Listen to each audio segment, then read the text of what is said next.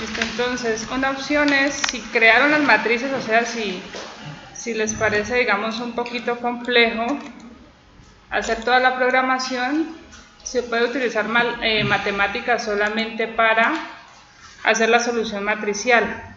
Algo importante, este comando que está acá arriba, ese es importante colocarlo porque él borra todas las variables y que después no se acumulen errores. O sea, se puede ejecutar el programa cuantas veces quiera. Él va a estar borrando en cada ejecución las variables. Entonces, aquí como está escrito, que es el PDF que les envié, así funciona el programa. Yo le doy evaluar cuaderno y cualquier actualización, pues él ya la hace. ¿Listo? Entonces, digamos que no queremos utilizarlo de esa manera, solamente solución matricial. Esta matriz es la misma que la que hicimos en la clase pasada, eso lo verifiqué. Esta de aquí es la misma. Entonces digamos que sea esa matriz. Muy grande. Bueno, no, la voy a crear como matriz para que ustedes vean cómo se crea una matriz. Entonces digamos que esa es la KLR, si no estoy mal. Igual. Activamos en paletas, en el menú paletas, asistente de matemáticas básica.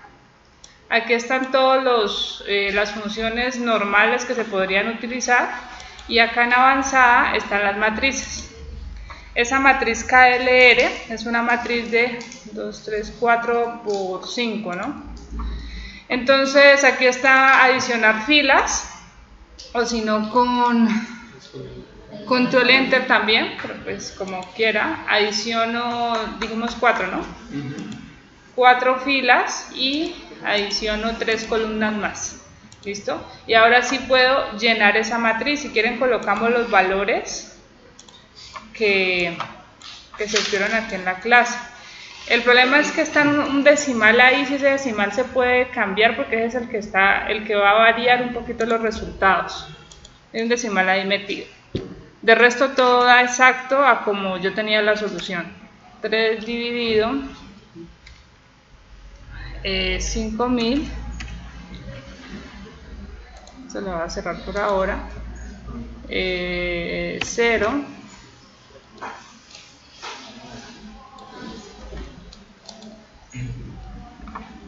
y esta forma no me gusta, son chocheras mías nada más, pero lo voy a cambiar, queda muy grande la matriz, así mejor.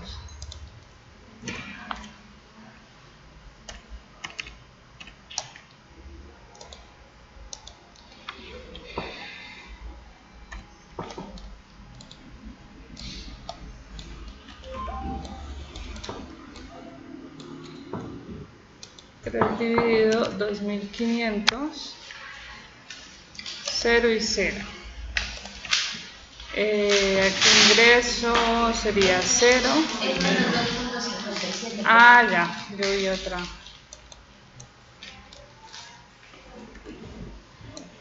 Dos entre 57.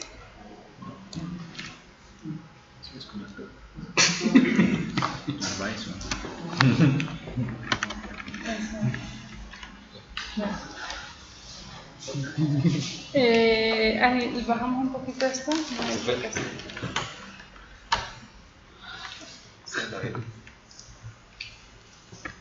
también lo voy a desconectar un poco.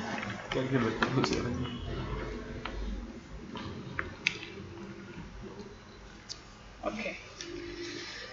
Ahí ya está bien, ¿no?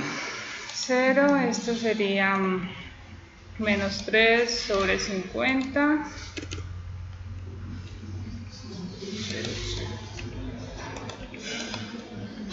Y menos 50 sobre 185.193. Listo, ¿no? Acá está este. 0.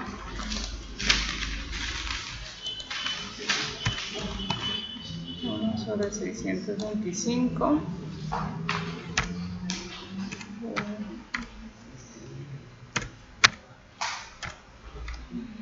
Es positivo. Y el otro también es positivo. ¿El otro sabe? 500. Ok.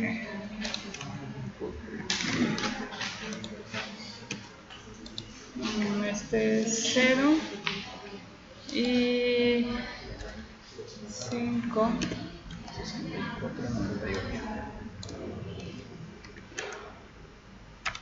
64. Ok. 0, 0, 0, 0 y este. Está, ya está. Ahí ya está bien, ¿no? Entonces ahí voy a utilizarlo solamente para operar las matrices. Esa es la matriz KLR, falta la KLL. Esa matriz es de tamaño 5×5 o 4×4. 4×4. Entonces lo mismo en paletas, asistente de matemática avanzada, le doy que me ingrese una matriz, adiciono 2 filas, adiciono 2 columnas.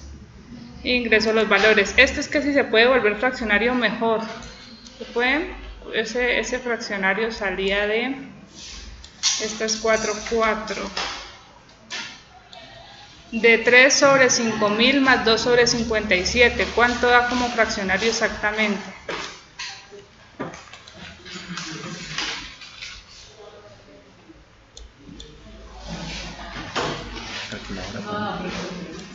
Sí, a mí me dio una calculadora. 3 sobre 5000, Ajá. 2 sobre 57. Me da un número grandísimo en fraccionario, pero sí me da, ¿no? Yo lo hice en... no sé si, vamos a dejarlo aquí representado para que no perdamos pues valores. Da mucho.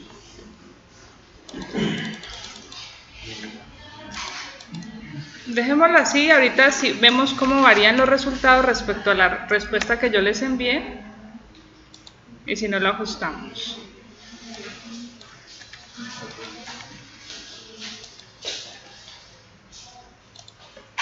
Son esos dos decimales, 0.06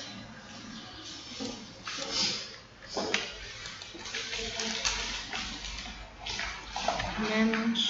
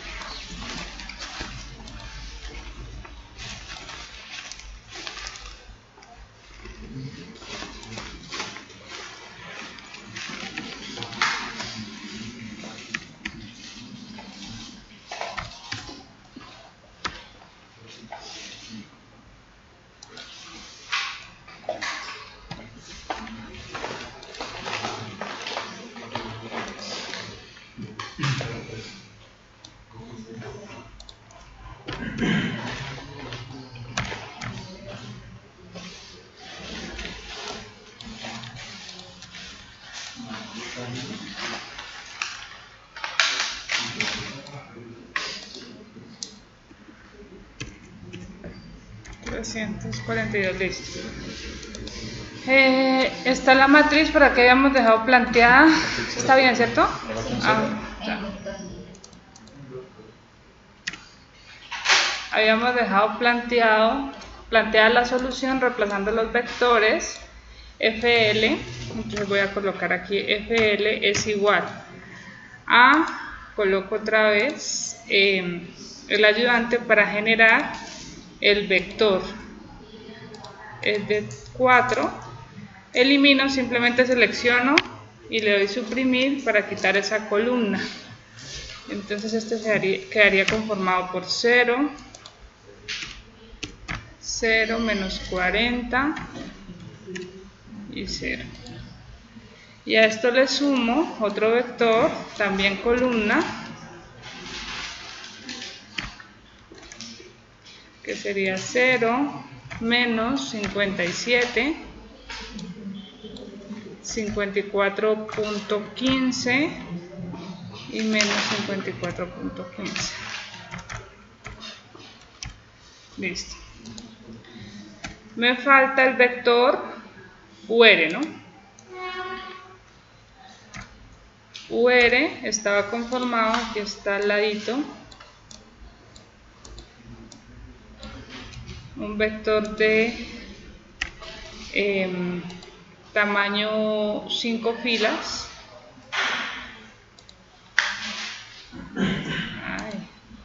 Copiamos esta y le sumo una fila.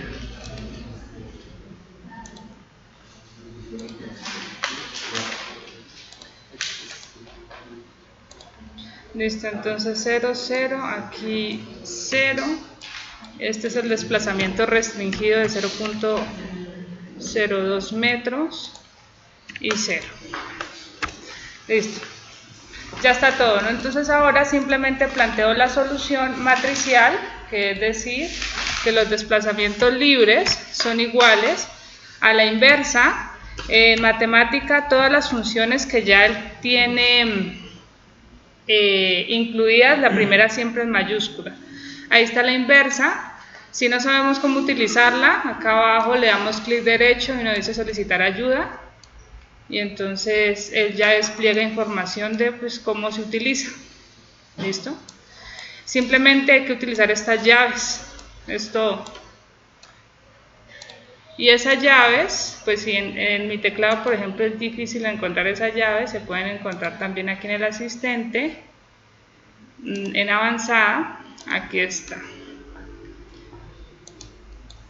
Entonces sería la inversa de la matriz KLL multiplicando, como estamos multiplicando matrices, la multiplicación se simboliza con punto, multiplicando el vector FL, que es la suma de dos fuerzas nodales y equivalentes, menos la matriz KLR, producto punto por el vector UR, que son desplazamientos restringidos. Ahí ya está. Eso sería toda la programación, algo así muy práctico. Y en evaluación le decimos evaluar cuaderno. Si no hay ningún error, él nos va a dar el resultado. No me presenta porque le puse punto y coma. Siempre que le coloquemos punto y coma al final, él no muestra el resultado. Entonces, aquí está.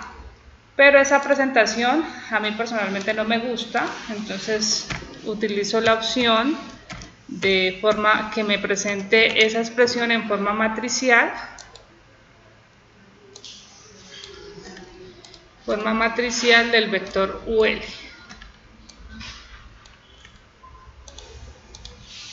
Y esos serían los desplazamientos. ¿Qué está faltando aquí? El módulo de elasticidad. Recordemos que esto estaba en función de aquí simplemente módulo de elasticidad. No le puedo dejar porque está representando el exponencial, por eso le coloco de su m.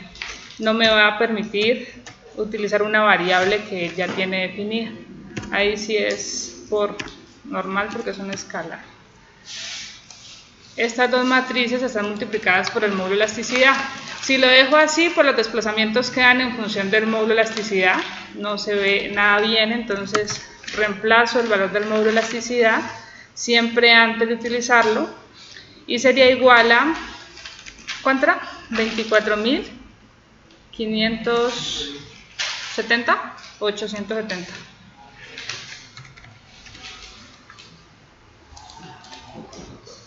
Profe, ¿y el signo del producto punto cuál es la diferencia con el multiplicador normal? El multiplicador es para escalar. O sea, las matrices, tú sabes cómo se multiplican. Entonces, para matrices siempre es punto.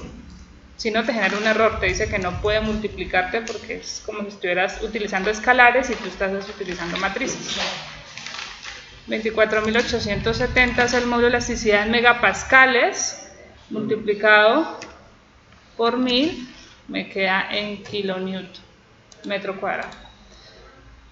Muy bien, esos serían entonces los desplazamientos que está dando. Los voy a comparar con los que en la solución que yo les presento, pues no se pierden decimales.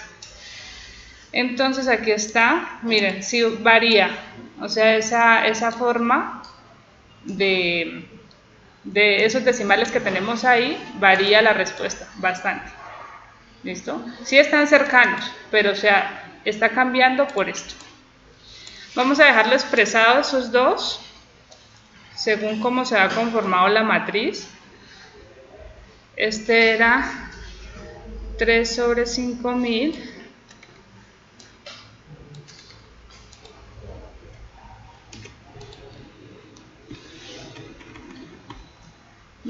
más 2 sobre 57. Y este de acá sería 3 sobre 50, ¿no? 5, 5. Sí. 3 sobre 50 más 50 sobre. 3 sobre 50. 3 sobre 50 más este número, creo, más o menos, más, ¿no?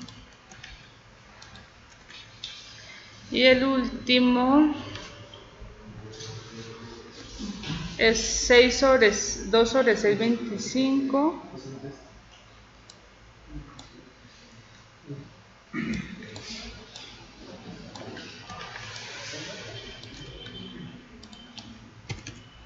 2 sobre 6,25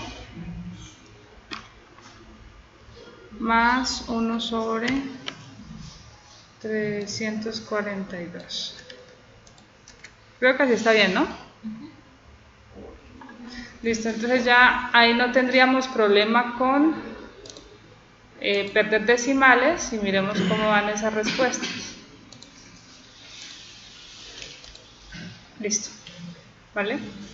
Entonces, en análisis matricial, pues realmente es un programa, es un método que es ya con el que se hace cualquier análisis de cualquier estructura y se utilizan programas. Con esos programas, pues pasa esto, uno no pierde cifras significativas.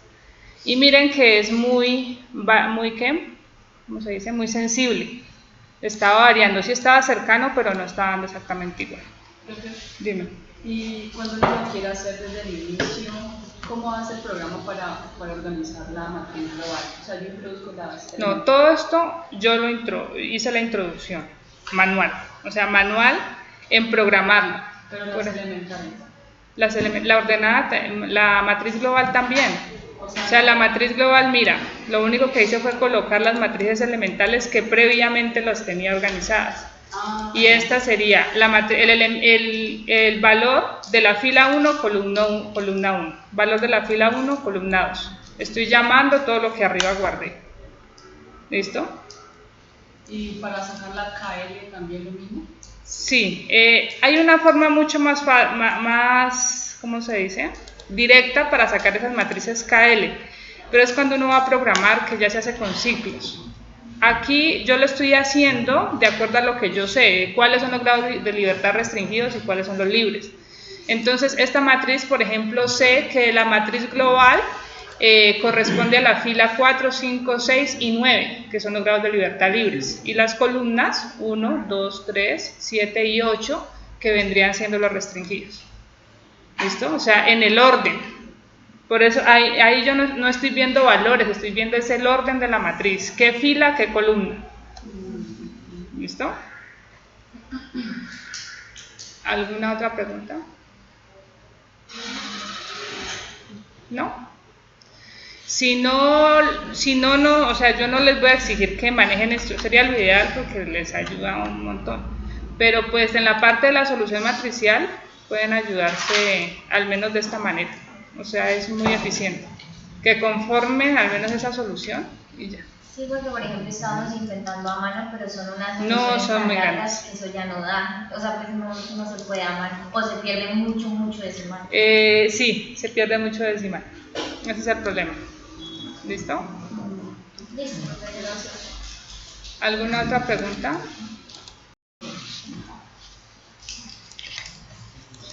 Muy bien, entonces, ¿qué es transferencia de cargas? Ustedes en este curso, lo que han visto en este curso, todo es análisis, una estructura con cargas y calcularle qué le estaba pasando, qué fuerzas se le generaban, qué desplazamientos se le generaban.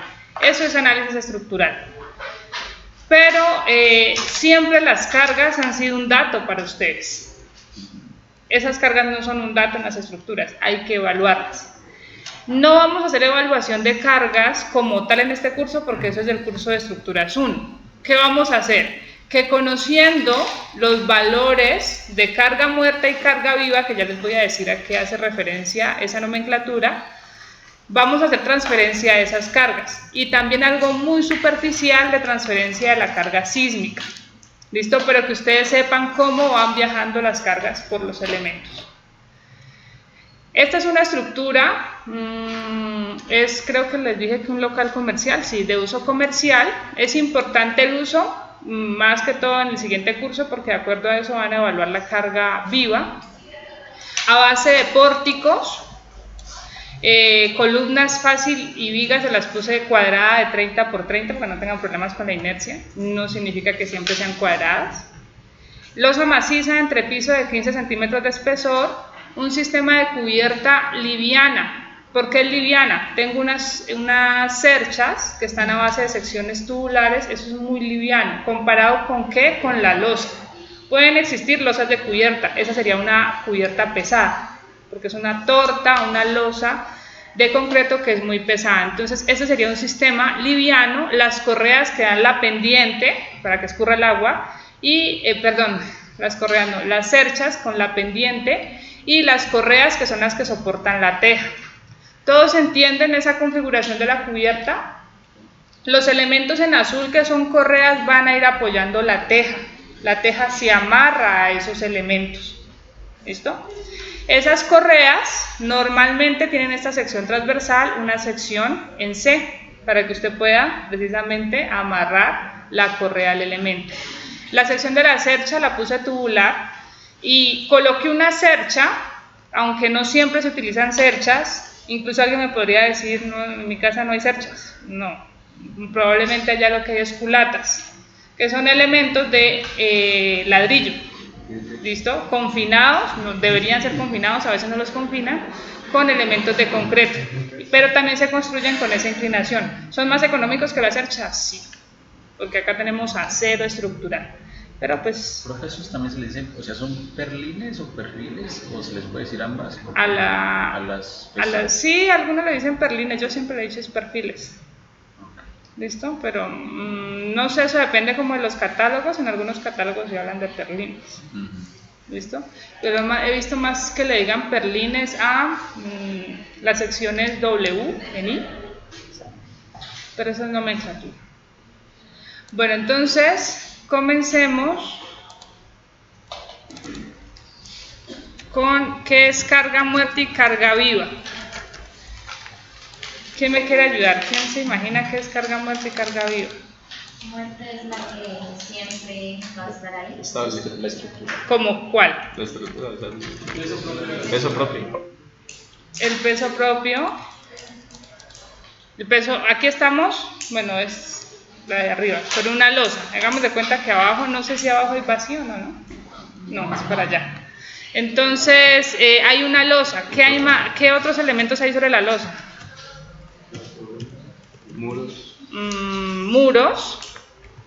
Las columnas, las vigas, las definimos como parte del sistema del peso propio de los componentes estructurales. O sea, las columnas y las vigas forman pórticos, que son el esqueleto de la estructura. Es lo que hace que sea posible que la estructura esté en pie. Los componentes no estructurales son los que se le suman a la carga muerta. Entonces, sobre la losa lo primero que tenemos es ¿dónde están pisando? ¿Dónde pisan? La cerámica, o sea, pisos.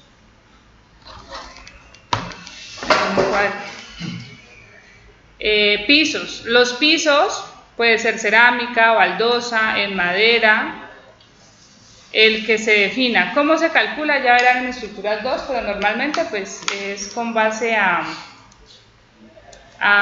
especificaciones.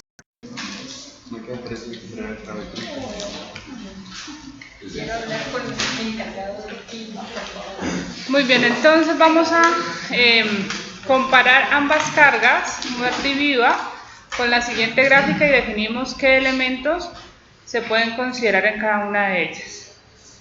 Digamos que aquí vamos a graficar fuerza en función del tiempo. La carga muerta sería una carga que va a aumentar muy lentamente desde el tiempo cero en que se empieza a construir la estructura hasta que llega al valor máximo. Muy lentamente, pues porque el proceso constructivo no es de un día para otro. Entonces, llegamos a ese valor máximo y la carga se volverá constante. No va a variar. ¿Listo? Siempre que no se le hagan modificaciones a la estructura. Entonces aquí tenemos carga muerta. En los cursos siguientes, esta carga muerta se representa según el código con la letra D. Y la carga viva en las estructuras, entonces es una carga que en la etapa constructiva puede tener un valor muy bajito, pero lo que pasa con esta carga viva es que va a variar. Puede que esté, que no esté, que supere la carga muerta. Entonces, esa sería la variación de la carga viva. Diferencias: carga muerta es una carga permanente, carga viva es una carga transitoria.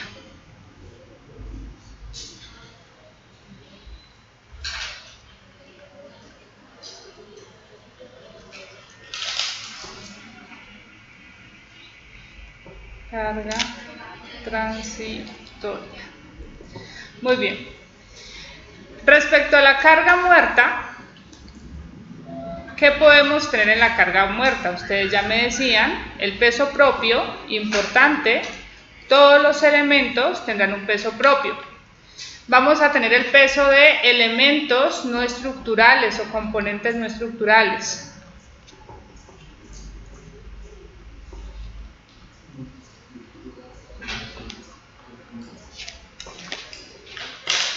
En ese peso de elementos no estructurales tendríamos pisos, cielo raso. ¿Saben lo que es un cielo raso?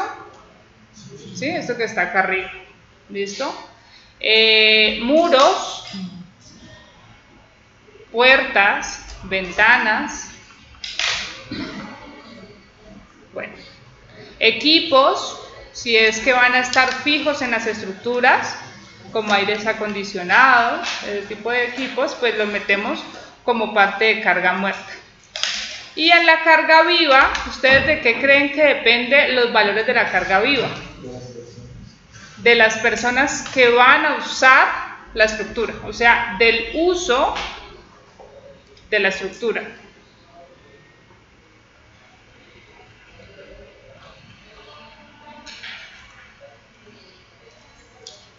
No es lo mismo diseñar una estructura que se va a usar como un hospital que diseñar un edificio de uso residencial.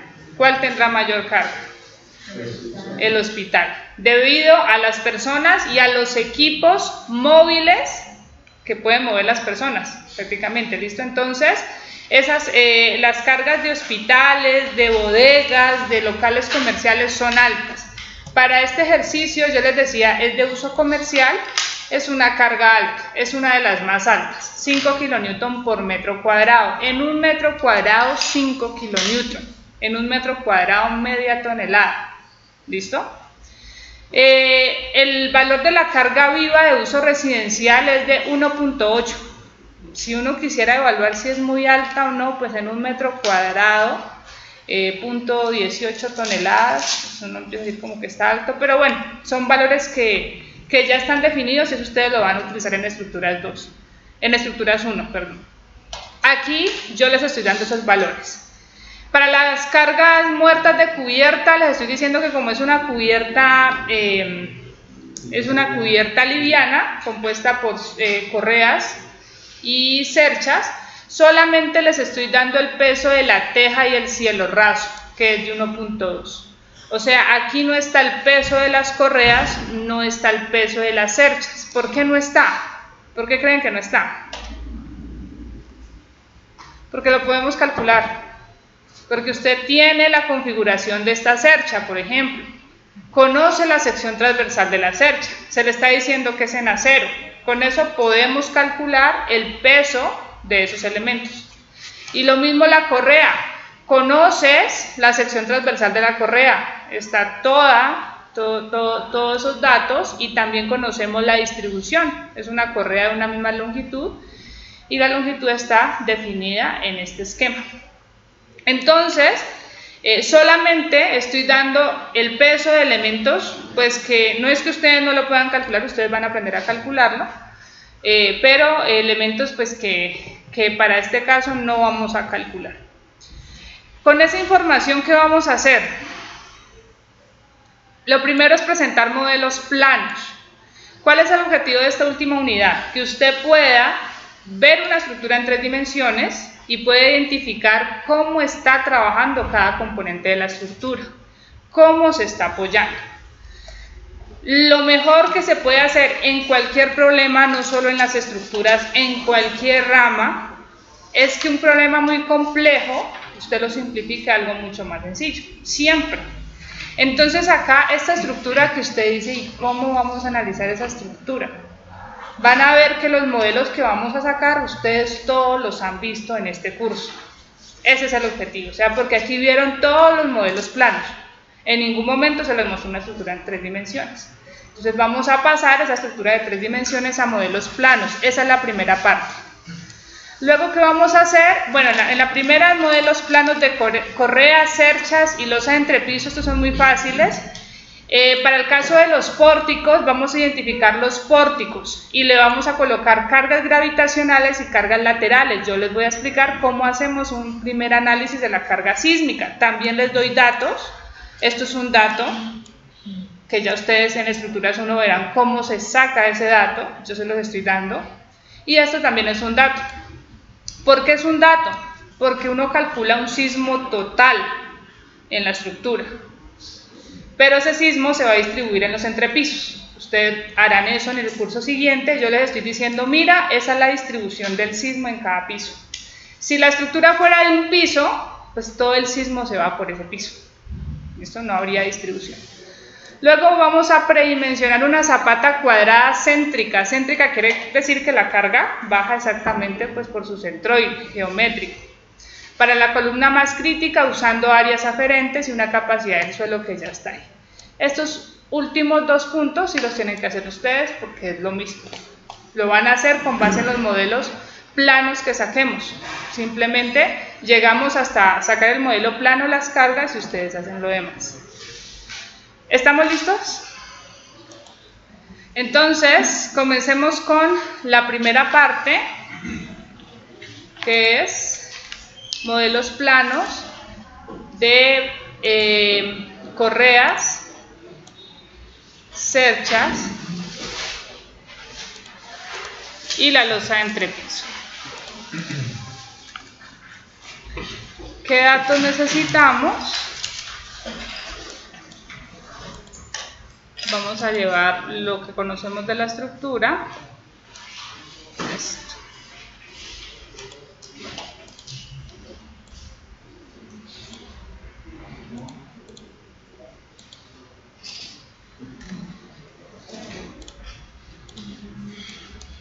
Lo ideal es que siempre comencemos desde el último piso hasta el primer piso, para el caso de los pórticos específicamente.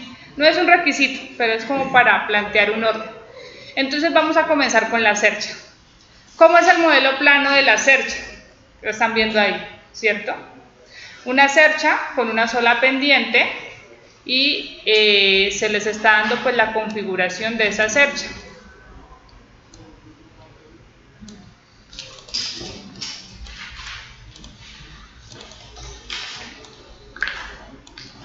Listo. Entonces, este es el modelo plano, no hay que hacer nada más y creo que para todos es evidente cómo estamos viendo ese modelo en la estructura en 3 dimensiones. Está aquí, voy a nombrar estas dos y con otro color voy a colocar la de la mitad, color diferente. ¿Por qué estaré indicando la de la mitad con otro color? ¿Qué se imaginan? ¿Cómo? Recibe más. Recibe más carga. ¿Sí es claro? ¿Por qué recibe más carga? Se distribuye La correa, que es el elemento que se va a apoyar sobre ella, esta correa, es un elemento lineal. Tenemos que incluso analizar primero esa correa para transferir las cargas a las cerchas, pero entonces lo podemos ver como un elemento que está apoyado de esta manera. ¿Qué sabemos de esos elementos apoyados de esa manera? ¿Cómo son las reacciones? ¿Cuál es la reacción más grande?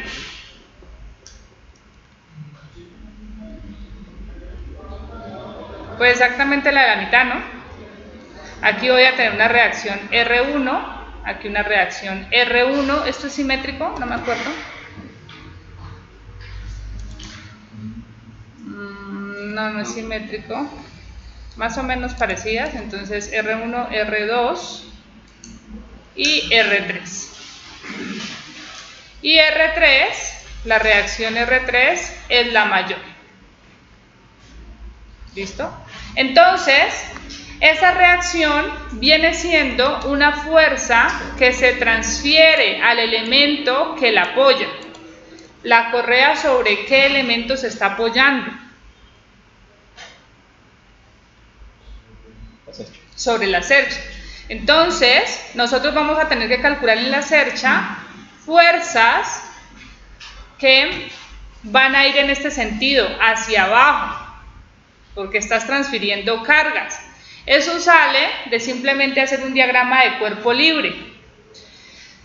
Si tu elemento está apoyado, y tú así, entonces ese elemento sometido a unas cargas, tú le calculas una reacción. Esta es la reacción RY. Ahora, esa es la reacción. Esa reacción, ¿quién la está dando? El apoyo.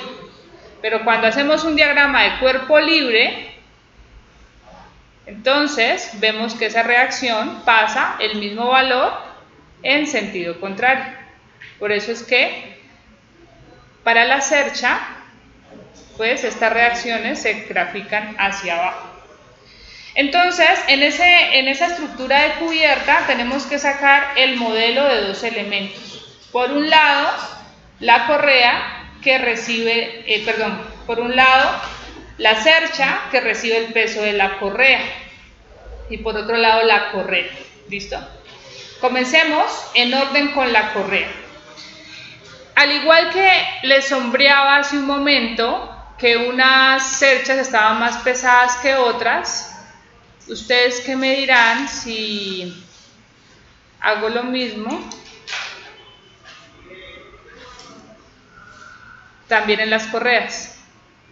Si digo que esta correa tiene otras cargas, ¿me creen o no?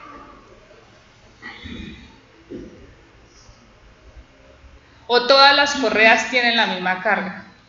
Depende del largo de la teja. La separación aquí es la misma. La cercha tiene la misma separación, la teja tiene que ser el mismo número. ¿Listo? Entonces, simplemente hay una diferencia de cargas. ¿Sí lo podemos ver o no? Están estas correas que las estoy dibujando azules. De pronto esas correas van a estar amarradas en las tejas de acá y de acá, y esta solamente va a estar una. Exactamente. Para las amarillas solamente llega media teja. Recibe de nuevo la mitad de la carga. Las azules reciben carga de dos tejas. Entonces, ¿cuáles son las más pesadas? Las azules. Así que vamos a nombrar esta correa como correa externa y esta azul es una correa interna. Ustedes ya saben cuál es más pesada. Si el propósito nuestro fuera hacer un análisis muy exacto, tendríamos que hacer el análisis de las dos correas. Si quisiéramos ser conservadores, pues Si usted verifica la correa interna, que es la que tiene más carga, y el diseño le cumple, pues la correa externa le va a cumplir, ¿verdad? Y usualmente en las cubiertas usted no coloca una correa más delgadita al extremo, todas las correas son iguales, pues porque no tendrías un problema para anclar precisamente las tejas. Entonces vamos a hacer el análisis de una correa interna.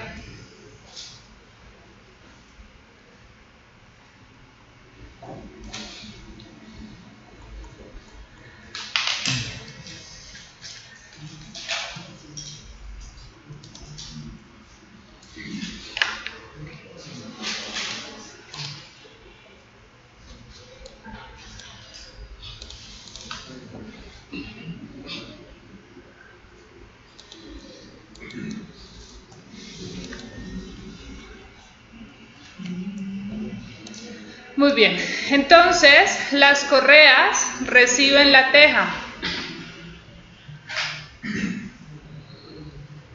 Digamos, voy a graficar, a intentar graficar dos tejas.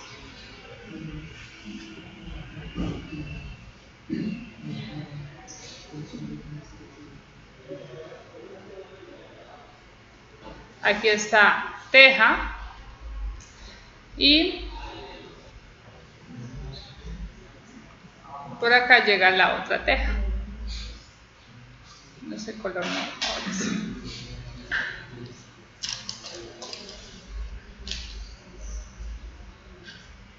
Teja. Entonces, ¿cómo vamos a hacer esa transferencia de cargas? Estructuralmente no nos interesa sacar el modelo de la teja. ¿Por qué? Que eso ya viene por especificación del fabricante. O sea, el fabricante te da una teja, usted le compra la teja y él viene con una ficha técnica, donde le dice cada cuánto tiene que apoyar la teja para que no se le parta, cuál es la resistencia de esa teja. Entonces ya viene con una especificación, ya viene con un prediseño. O sea, no nos interesa nada de la teja.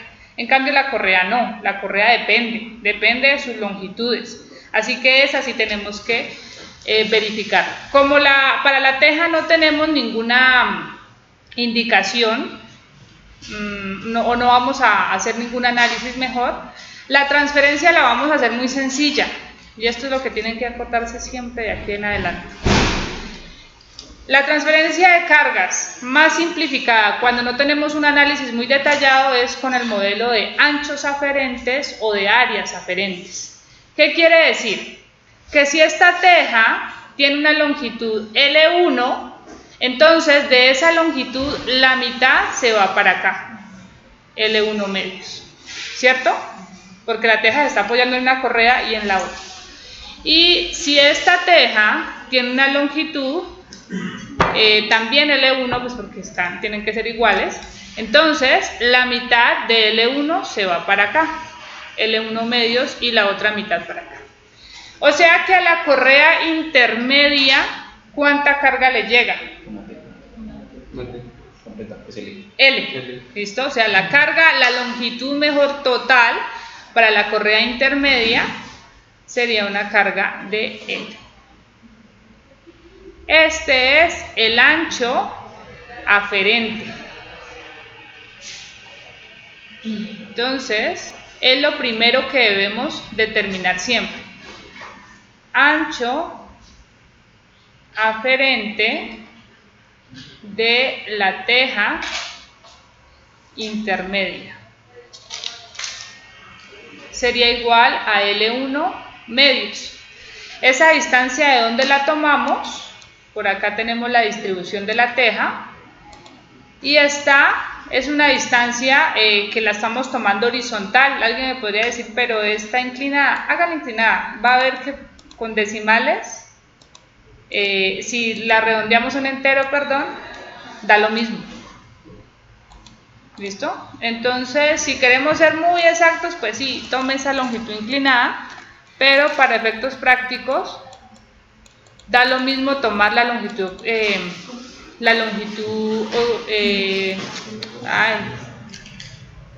horizontal. Es decir, que vamos a decir que como este ángulo θ es muy pequeño,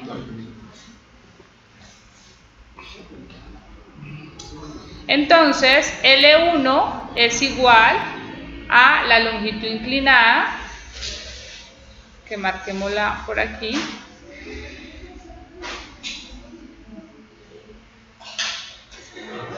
LA, aproximadamente igual a LA. Muy bien, así que ya tenemos el ancho aferente. Para este caso, ese ancho se había dicho que era de 2.644 metros entre 2. ¿Cuánto nos da eso?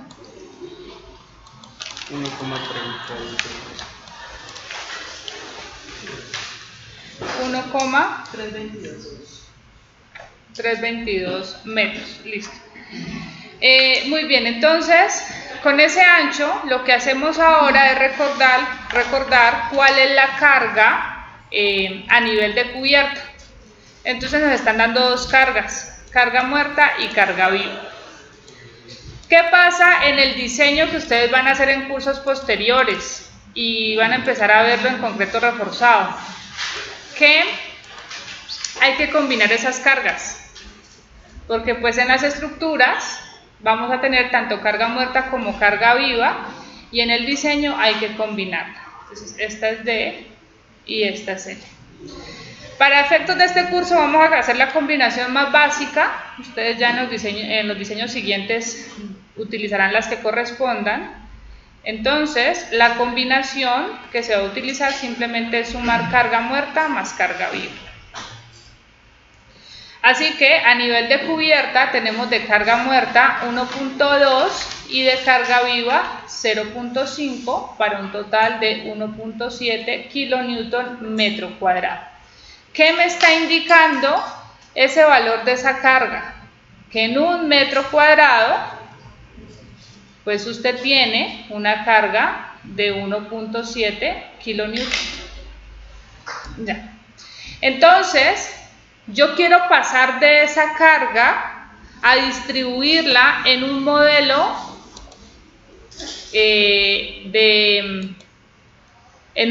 plano de una correa.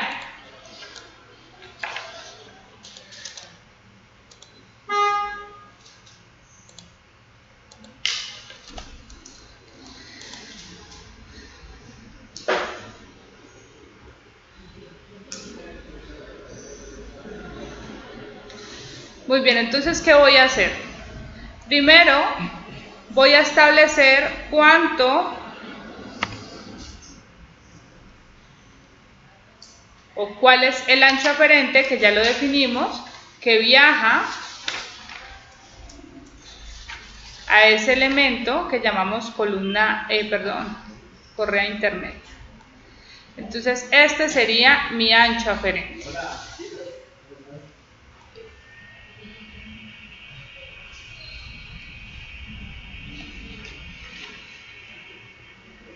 Ancho aferente.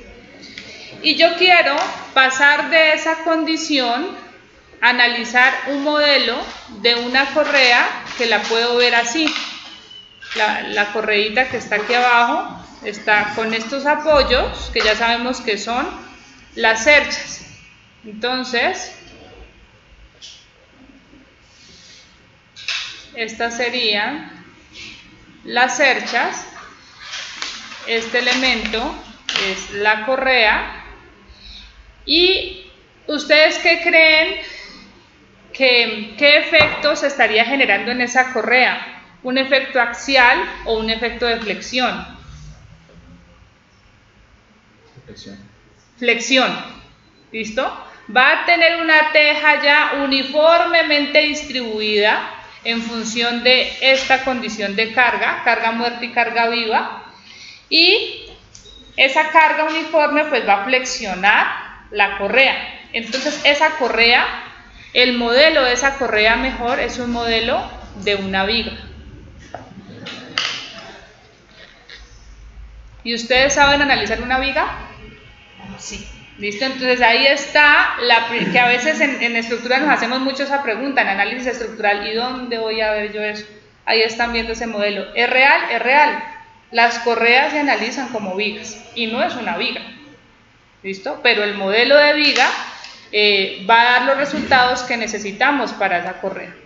Entonces, como es una viga, pues para analizarla necesito una carga que esté generando flexión o una carga perpendicular a la viga.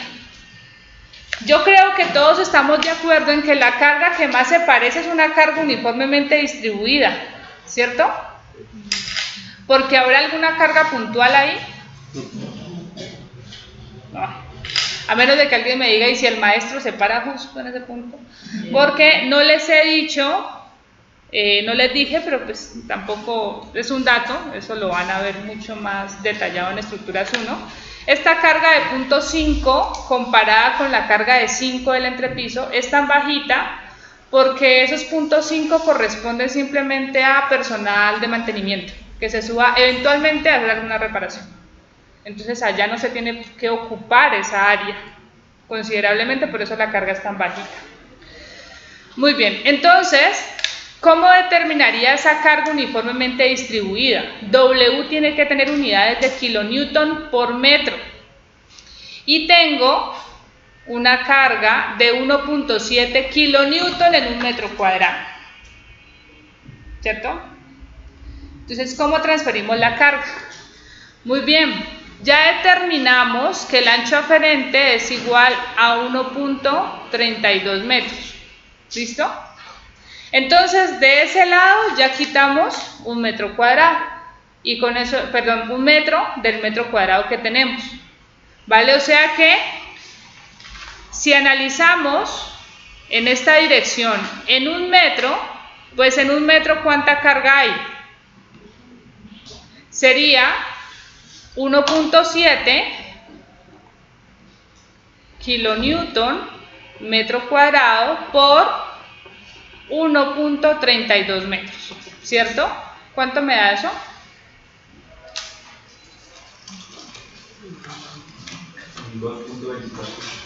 2.24 metros.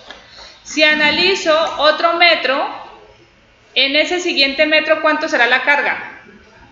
La misma, ¿verdad? 2.24 metros.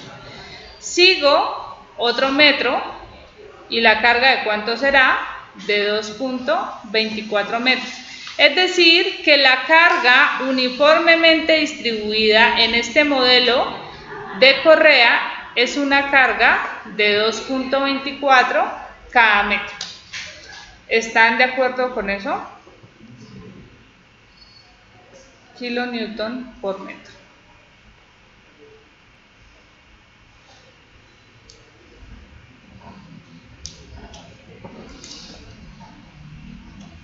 Muy bien, entonces W es igual a 2.24 kilonewton por metro.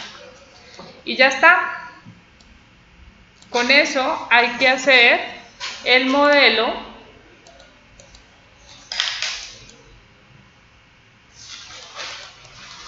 de la correa, estableciendo que bajo una carga de 2.24 kilonewton metro, tengo que establecer primero cómo se afecta la correa, es decir, qué efectos se generan en ella, y luego cuáles son las reacciones que van a ser las que se transmiten a la cercha.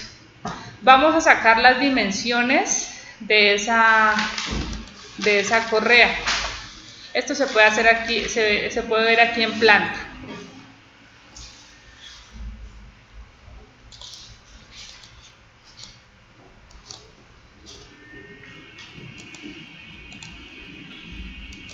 Viendo el modelo en 3 dimensiones,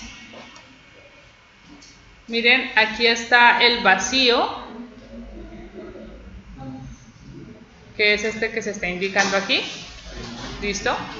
Entonces, esta parte donde están los ejes 1, 2 y 3 es el ancho de la estructura. Aquí estaría el eje 1, aquí estaría el eje 2 y aquí el eje 3. Y las dimensiones, por aquí son 3.38 y por aquí 3.72. Entonces, con eso definimos las dimensiones de la correa,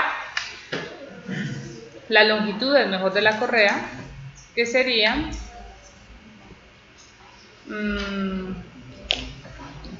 como quieran verlo, 3.38 metros y 3.72 metros. ¿Listo?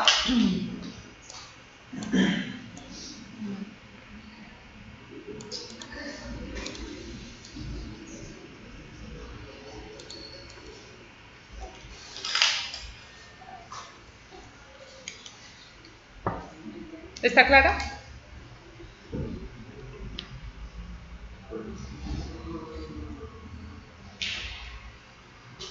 Muy bien, de esos 2.24 que calculamos, recordemos, está peso de teja y cielo raso. El cielo raso se suspende de esa estructura de cubierto, por eso se está colocando ahí. Pero ¿será que a ese modelo de correa le falta alguna carga? ¿Cómo? ¿El agua? No, porque pues está inclinado, eso no se va a estancar ahí. El peso propio. Todos los elementos tienen peso propio. Y de la correa, ustedes conocen la sección transversal. Entonces, se sabe que es de acero y con eso se puede determinar el peso propio.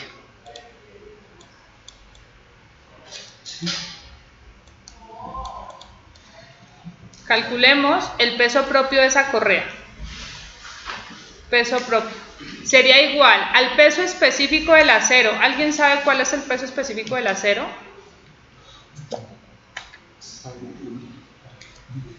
Google lo sabe.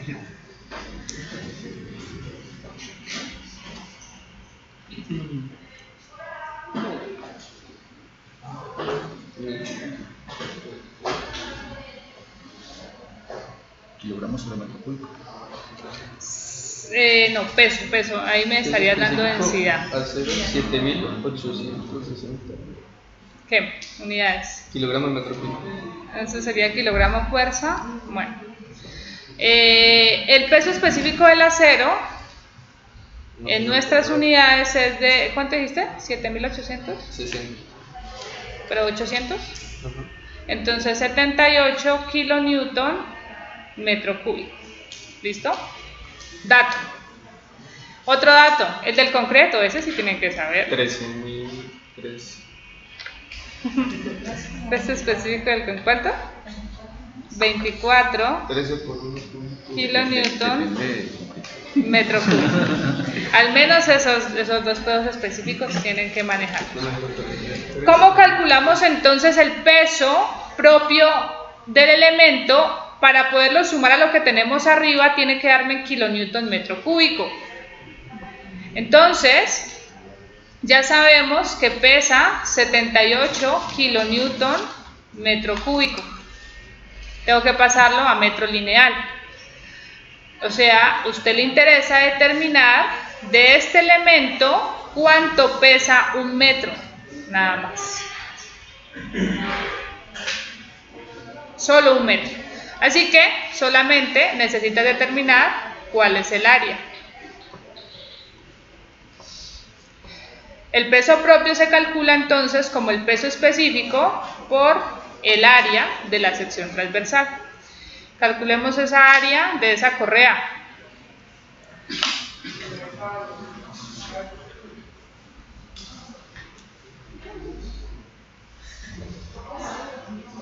Y aquí es donde patinan. Esos que se quedan calladitos y todos copiando.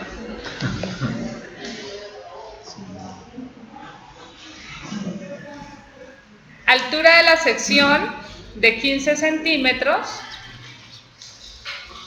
Ancho de la sección de 5 centímetros. De ese orden son las correas. Y el espesor es de 2 milímetros.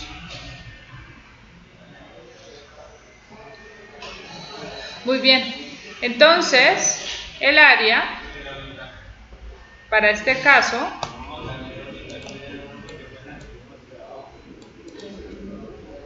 sería igual. Pues yo lo voy a calcular como yo lo veo. Si ven algún error me dicen. 0.15 por 0.002 más 0.05 menos 0.002 por un lado y por 0.002 y por 2. ¿Sí? Como lo quieran calcular es el área y una C. Entonces, así es como yo la estoy viendo. ¿Cuánto da esa área?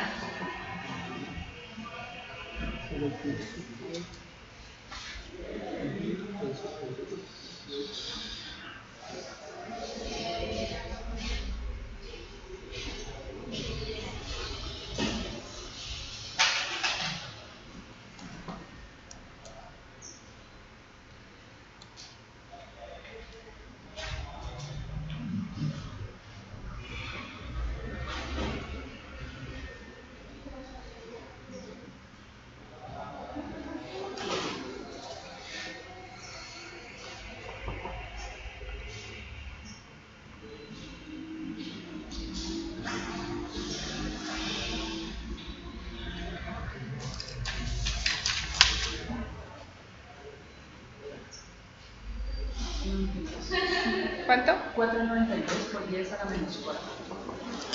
492 por 10 a la menos 4 metros cuadrados. Aquí tengo metros cuadrados, se me cancela con metros cuadrados abajo y me quedaría peso de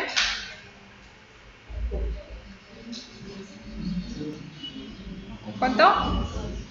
0.38.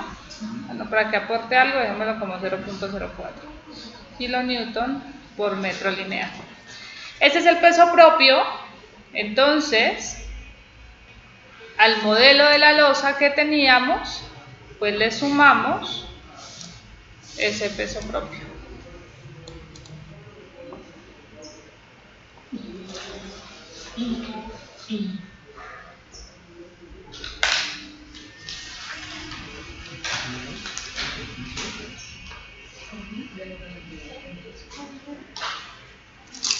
Es decir, que vamos a analizar una losa que tiene un peso total de 2.28 kilonewton por metro.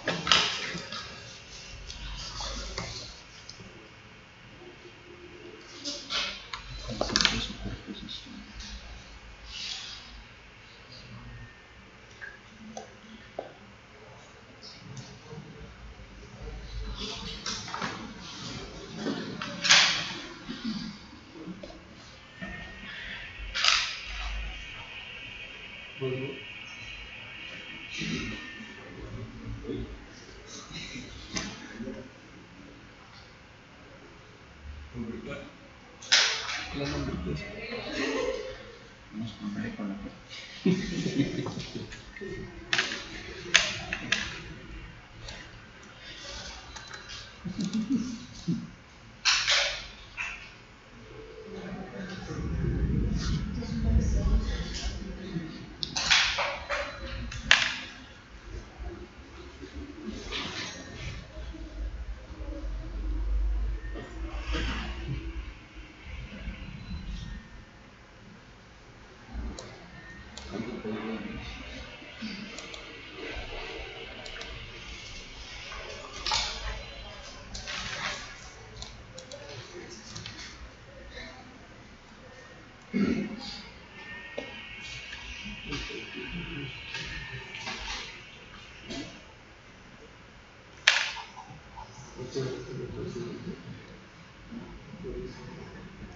Conociendo ese modelo, entonces, ¿qué deberíamos hacer ahora?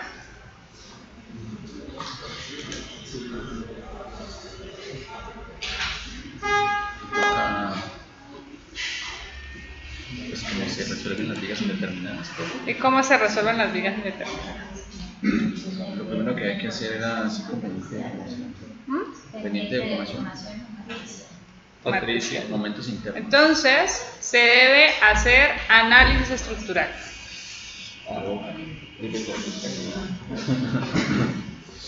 ¿Listo? A cualquier elemento estructural, usted tiene que hacerle dos procesos. El análisis estructural y luego el diseño estructural. A ustedes les di esta introducción al principio del curso. El diseño depende del análisis. ¿Por qué? Porque con el análisis usted calcula, por ejemplo, fuerzas internas. Fuerzas internas como fuerza axial, cortante, momento. Y calcula deformaciones. La deflexión máxima, por ejemplo. Entonces, en la etapa del diseño, usted tiene que calcular resistencia y garantizar rigidez.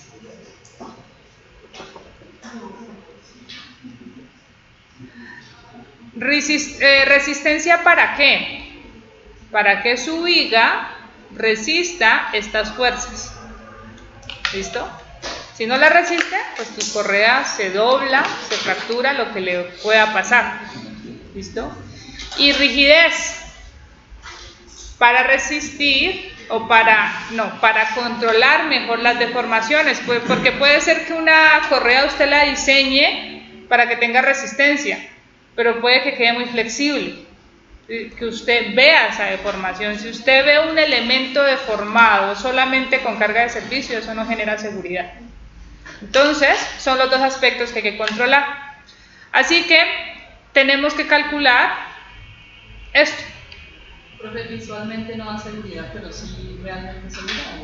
Puede tener resistencia, pero no estaría cumpliendo con las condiciones de rigidez, y las dos propiedades se deben cumplir en las estructuras. Es lo que muchas veces pasa en las obras, que el maestro te dice, yo he construido eso miles de veces, y cuando uno va hay fisuras. En algunas estructuras las fisuras se permiten, pero hay cierto grado de fisuramiento que se permite. ¿Listo? Entonces todo eso está ligado al diseño. Muy bien, entonces, como ustedes me estaban diciendo, ese análisis lo podemos hacer con dos métodos que vieron y aprendieron muy bien en este curso. Pendiente de formación o el método matricial. Hay más métodos, solamente pues que estos son los que se dan en este curso. Entonces, con esos métodos, ¿ustedes qué van a hacer? Porque no lo voy a hacer yo, ustedes ya son expertos en eso. Pues van a sacar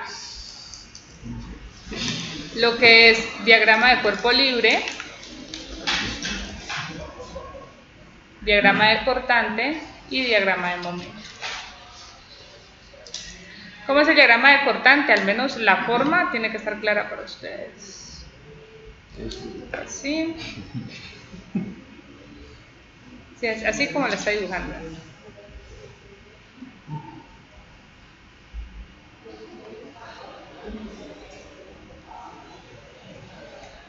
Profe, eso solamente es para una correa, ¿no? Pero ese es el mismo para esta correa. Es lo mismo para esta. Se me perdió. Para esta y para esta. ¿Qué va a pasar con la externa en relación a las cargas? Menor la carga. Pero no conocemos el valor, o sí lo podemos conocer. Sí, Es exactamente la mitad. Entonces, el cortante que calculen en la intermedia para la externa va a ser la mitad de ese cortante. El momento que calculen en la intermedia, en la externa sería la mitad. ¿Listo? Porque como es simétrico, cosa que se complica, aunque eso no es normal en las estructuras, que las longitudes fueran diferentes. Pero normalmente no es así. Bueno, diagrama de cortante y el diagrama de momento, ¿qué forma tiene ese diagrama de momento?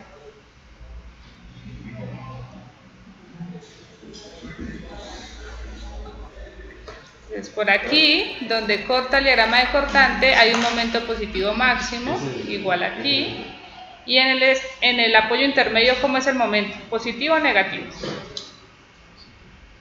Aquí, negativo. Este diagrama es así. Dos caritas felices. Diagrama de momento. Muy bien. Las reacciones.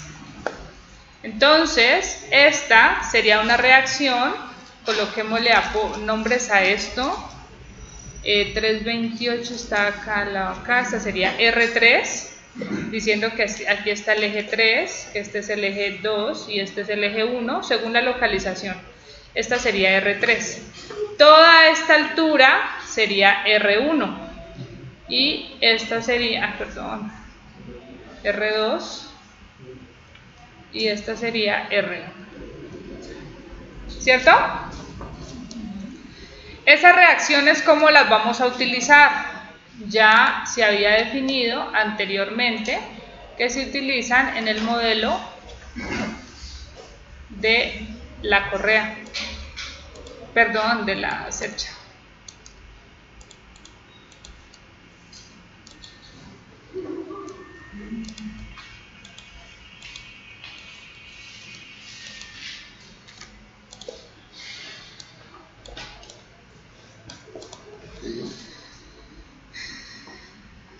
Digamos que esta sea la cercha del apoyo 3. Muy bien. Si esa es la cercha del apoyo 3, ¿cuál sería el valor de la reacción aquí, aquí, aquí y aquí?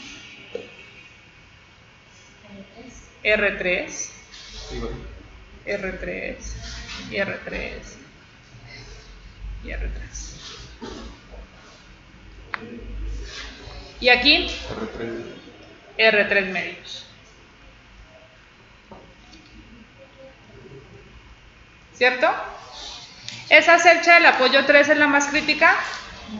No, es la del apoyo 2, pero el modelo es muy similar, simplemente sería con R2. Como les decía, la cuestión con esto de transferencia de cargas es que, y lo digo por experiencia propia, si usted va a una obra y está pasando algo, usted no se puede quedar quieto porque tiene que ir a hacer el análisis en su programa, porque tiene que ir a correr la viga, lo que sea. No puedes hacer eso, porque puede ser una solución que se tiene que dar de inmediato. El concreto ya está ahí, van a fundir, necesitan saber si ese acero está bien o si hay que reforzar. Eso pasa mucho en las obras, ¿listo? Errores de cálculo, errores de dibujo, lo que sea, entonces piden ese tipo de verificaciones. Entonces usted en obra, pues yo no me puedo poner a ser pendiente de formación y método matricial para calcular esos efectos. Así que una forma fácil es otra vez utilizando anchos aferentes. ¿Cómo utilizaríamos los anchos aferentes en este caso? Digamos que esta sería la transferencia exacta.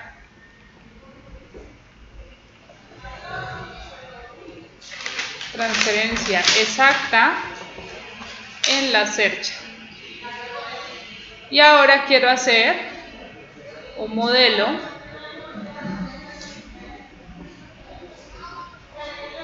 de cercha con anchos aferentes. Esta sería aproximada. Vendría siendo una transferencia aproximada. Muy bien, entonces retomemos el modelo de la correa.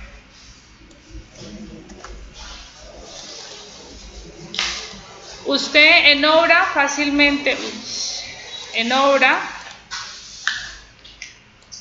fácilmente puede sacar ese modelo, sí, eso se puede hacer de inmediato en obra. Y teniendo este modelo, usted puede volver a aplicar el concepto de anchos aferentes. Decir, mira, de esta longitud, la mitad se va para acá y la mitad se va para acá. ¿Es cierto? Exactamente no, pero es aproximado. ¿Listo? Y de esta otra longitud, la mitad se va para acá y la mitad se va para acá. ¿Listo? Entonces, con eso defines anchos aferentes para cada apoyo, que vendría siendo cada correa. El ancho aferente para esta correa del eje 3, creo que habíamos dicho era esta, sería esta mitad, que sería 3.38 medios. El ancho aferente para la correa del eje 1 sería esta mitad, que sería 3.72 medios. Y la correa más pesada le llega doble carga, 3.38 medios más 3.72 medios. Con eso puedo calcular unas reacciones aproximadas. Entonces, aquí estaría R3, R2 y R1 aproximadas. ¿A qué sería igual R3? ¿Cómo la calcularíamos?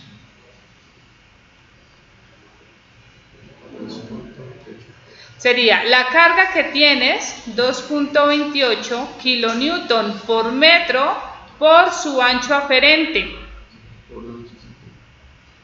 que sería igual a 3.38 medios. ¿Cuánto me da?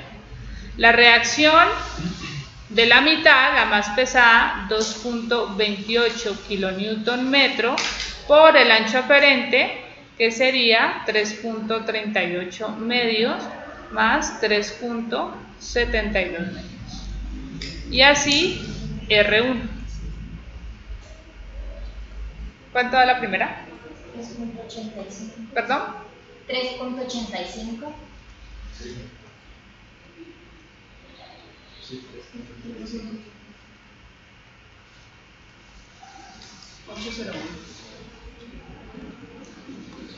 Y la R1, No, 8.1.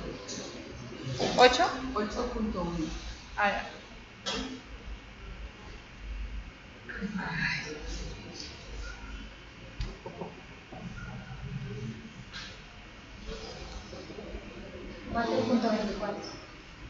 Muy bien. ¿Qué van a usar ustedes? A ver cuánto es la diferencia de estas reacciones que son aproximadas con un modelo exacto obtenido con análisis estructural. ¿Listo? ¿Preguntas? Con esas reacciones ya tienen el modelo de la cercha también, ¿verdad? Ya hay dos modelos planos, la correa y la cercha. Por ejemplo, si esta fuera la cercha del eje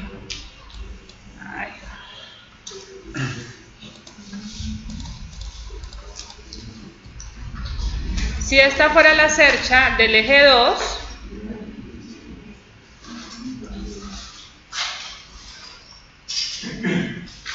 entonces yo diría, mira, esta carga de aquí, ¿de cuánto es?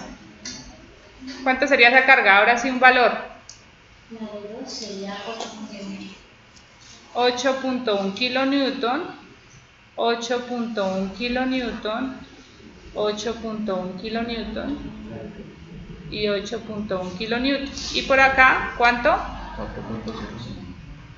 4.05 kilonewton y 4.05 kilonewton. ¿Qué hay que hacerle a esa cercha con esas cargas? Análisis. Falta el peso propio. Pero ¿qué pasará con ese peso propio? Me cuentan en la próxima clase.